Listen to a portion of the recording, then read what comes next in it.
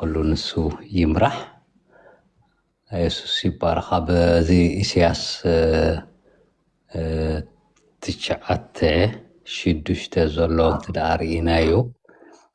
كل جزء صبو غيرنا كان نبول لنا مالتيو زي إسياس تشعت شدوش تحصان توليد لنا ودك واحد ناس بزولو كتات تنبيتنا يسوس يملكتنا مالتيو تخمصيو تباهيلو صبيو زنورو أما أخلهم كركب أدحنهم كبجوهم زلو حدا أملخ كمي أمتصاصو إنا نري يسوس نايزل عالم أبو خخوم كلخه كمي إليو نايزل عالم أبو زخوم زلو يسوس نايزل عالم أبو يولد ديو نابز بلي زمصانا أبو يولد ديو أبو تولي وإجزابير تولي ديو حدا أملاخ لنا إذا حدا أملاخ إذا تولي ديو دارلنا تعمل سي أبو خلنا أبتي فقدي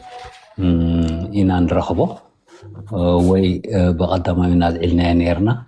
أب سياس شواحي معرف كيدنا دهرينا فقد عصرت الثلاثة شعوب له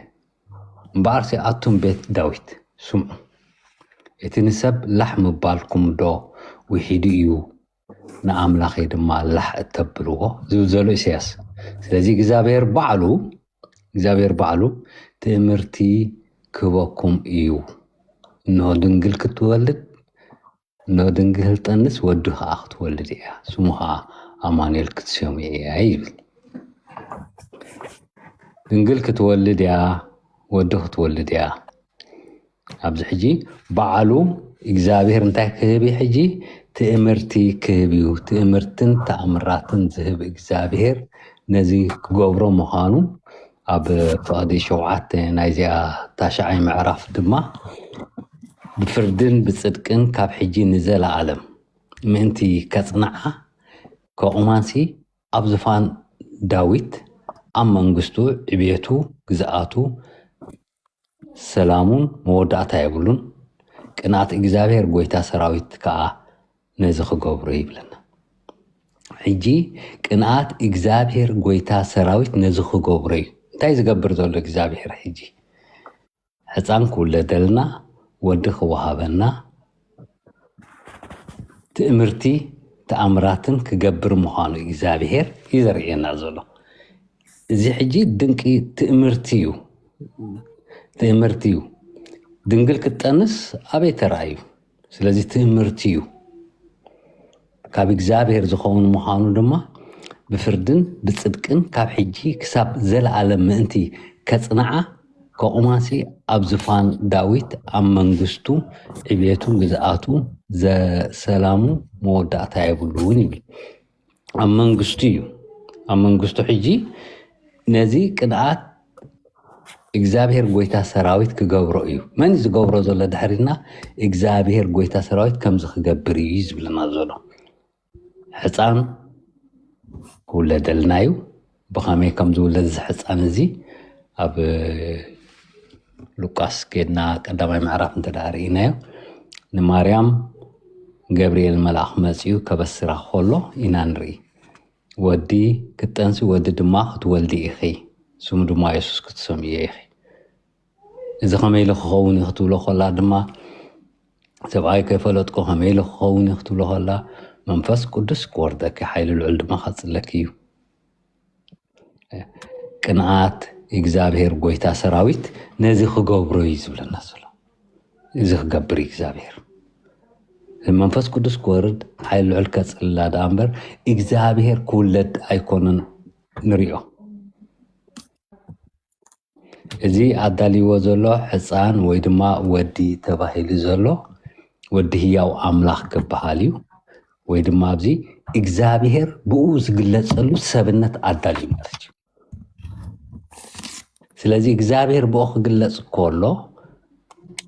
ናይ ኣቦነት ሽም ይሕዝ ስለ ዘሎ ኢየሱስ ዝብል ሽም ይሕዝ ስለ ዘሎ እዚ ሕፃን እዚ ክንፅውዖ ከለና ኣቦ ኢልና ኢና እንፅውዖ زي زرينا بسياس شادشاي معرف تشعات الشدشت تمليسنا خنريقو خلنا حصان توليدلنا ودي تواهبنا اتجزات كا امنكو ايو يبل هذا كله امنكو بيصير وزلو اب ابراويان كيدنا خنريقو خلنا خا قداماي معرف ابراويان اب سالساي فقدي كله بحيل قالوا صيرو خلو يبلنا تمنكو بيلوزلو بحيل قالوا يصير وزلو كله بحيل قالوا يصير كل أمانكو يخبل كله حيلي نايتقالي زرينا نايمان فاسو حيلي نايتقال حيلي يرينا مال سلازي سموين قروم مكار برتو عملاق كبالي دايتي يسوس الكسامية ويدما بزي سمو دما أمانيل كتسامية تباهي لزالو برتو عملاق سي تقليسو عالو مالتيو أملاخ بسجا تجليسو دامبر أملاخ سجا خوينو مالته يكونن إذا قلت فلالينا بنصور كنريو يقبأنا أملاخ بسجا تجليسو مالت إجزابير أما أخلكم متان كخون سين إسرائيلكم إلو مالو أب إسران حمشتن زصات إسران حمشتن معرف تهرينايو بيت كسر حلو ومقدس كسرح أما أخلكم كقدسكم بسخم كخون أبزخدكم وزبل دما كابتي أبتخرن أو زريعة تخرن مسفر تخرن قديفكم وخاب تخدو أنا مسخاتكم كقعز بيت سرحو لي إيلو دون كان مر خاب تبال كم تسرحتنا نري نموسي دما أبتخرن وسيدو كم تأتري أزلها كما غيركا بلك أسرح عيلوي حانت نقر كي قدر دما بمنفس أملاق كوينو موسي نتن زرعين زبلة كلن حانت بحانت سرحة عزيزو تسريحة مال زي مقدس زي مستسرحات إجزابير أما أخولهم حلو حجي إجزابير أبسب زسرحو يقمت ديو دحريلنا أو يركب بمنتاي يركب دحريلنا بملأخو يركب أو إجزابير بملأخو يركب إجزابير بمنفوس يركب إجزابير بحاو بطاقة يركب أبزابيت زيا أفتخرن كومينير سلازي إجزابير كجلس كله بمنتاي يجلس الله أما قدسو يقلص أما قدسو خقلص كله أب يوحنس كيدنا خنري أخولنا يسوس كريستوس بعلو انتاي له أنا أبو دما أباي مهلاوي يوحنس 14 كفقد 10 تحيزنا دحرام بيونا أنا أبو دما أباي مهلاو دو أيتأمنون يوم لذي إذا خئمن زلو إيو أبتي أكال زلو ملأت ملكوت كم زلو كم تقولسي كلتا تجعت الزبلنا تقاب 11 زلو بزلو ملأت ملكوت بسقا حريرو إيو إجزابير منفسي أحواتي إجزابير منفسي إجزابير بملكوت النوتو جن أبي ألو دحر إلنا أبتسقى الله سلازيو برتو عملاخ زبال سلازيو قرون مكار زبال سلازيو برتو عملاخ أبو زل عالم زبال سلازيو مسفن سلام زبال سلازيو أمانقستون قزآتون سلامو مودات هايبولون كايدول بزيكا أمانقست عملاخ سلام نزل عالم زخون قال السلام لنا أبز مدرزي ولا تعناي شح عمت تبهال نقسنت وكا أبز مدرزي انت خونت قن ناشح عمتها بدي هروز ما تزول الشجر كاليو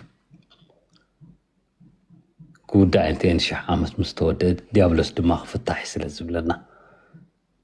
ملسي لنا هنري أخو لنا قن تايزر إينا أبو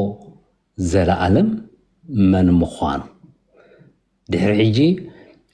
كنفلطو زلنا اتي ولود وي ولدنت ናይ ኢየሱስ ክርስቶስ ወዲ ምዃኑ ንምንታይ ድሕር ኢልና ንዓና ጥራሕ ንቤተ ክርስቲያን ወዲ ኣቦነቱ ከዓ ንዘለዓለም እዩ ኣቦ ዘለዓለም ስለ ዝብለና ሕጃብቲ ኣቦ ዘለዓለም ዝብል ብዘይካ ሓደ ኣምላኽ ኣቦ ዘለዓለም የለን እቲ ዝግለጸሉ ግን ንሓዋሩ ንስዩ እቲ መቕደስ እዩ እምበር እግዚኣብሔር መቕደስ ኣይከውንን እዩ ሕጂ ንሪኦ ኣብ ኢሳያስ እግዚኣብሔር መቕደስ ክኸውን ይብለና እዩ እዚ መቕደስ ኣብዚ ምድሪ እዚ ዝፈርስ እግዚኣብሔር ዘዳለዎ እዚ መቕደስ እዚ ኣፍርስዎ ኢሉሎ ኣነ ድማ ብሳለሰይቲ መዓልቲ ከልዕለየ ይብል ኣብ ካልኣይ ምዕራፍ ናይ ዮሃንስ ማለት እዩ ስለዚ እግዚኣብሔር እንታይ ዝዛረብ ዘሎ እዚ ኣካል እዚ ኣዳለዮ ኣለኹ መቕደሰ እዩ ዝብል ዘሎ እግዚኣብሔር በዓል እዩ በየናይ ገይሩ ኢኸ ዝዛረብ ዘሎ እግዚአብሔር ከምቲ በአፍ መልአኹ ዝዛረብ ከምቲ እግዚአብሔር ብደቁ ዝዛረብ ከምቲ እግዚአብሔር ካብ ደበና ዝዛረብ ከምኡ ሕጂ ግን ካብቲ በዓሉ ካብ መቕደሱ ይዛረብ ካብ መቕደሱ ዘዳለዎ ወዲ ተዳሊልና ኣሎ ተዋሂብና ኣሎ እቲ መግለፂኡ ኮይኑ ዘሎ ወዲ ኢልናያ ዘለና ኣቦ ዝግለጸሉ ዘሎ ናባና ዝቐርበሉ ዝግለጸሉ ዘሎ ዝረኣየሉ ዝስርሓሉ ዘሎ እዩ እሱ ከዓ ንዓና በጃና እዩ ማለት ስለዚ ኣቦ እዩ ክንብል ከለና ብኸመይና ኣቦ ንብል ዘለና ክርዳኣና ኣለዎ ማለት እዩ ኣቦ ኢና ኣቦ ኢየሱስ ኣቦ እዩ ክንብል ከለና ስለምንታይ ኣብ ሚልክያስ ካልኣይ ምዕራፍ ከምዚ ይብለና ንኩላትና ዶ ሓደ ኣቦ ኣይኮነን ዘለና ሓደ ኣምላኽ ዶ ኣይኮነን ዝፈጠረና ስለምንታይ ደኣ ኪዳን ኣቦታት ናርከስ ናንሓድሕድና ንጠላለም ይብል ንኩልና መን ኣለና ሓደ ኣቦ እዩ ዘለና ሓደ ኣምላኽ እዩ ከዓ ዝፈጠረና ስለዚ ምናልባት በዚ ዝከራኸሩ ብዙሓት ኩሉ ይኽእሉ እዮም ግን ሓደ ኣቦ ሓደ ኣምላኽ እሱ ከመይ ገይሩ ደኣ ኢየሱስ ኣቦ ይኸውን ድሕር ኢልና ኣቦ ዝግለጸሉ ኣካል ስለ ዝኾነ ኣብ መቕደሱ ተተገልጸ ኣቦ ኣይልወጥን እዩ ብመልኣኽ ተተገልጸ መልኣኹ ተቐረበ ንህዝቡ ማለት እዩ ኣብቲ ዘበንቲ ነቲ ዝሓረዮ ህዝቢ ብመልኣኹ ክግለጽ ከሎ ኣቦ ኣይልወጥን እዩ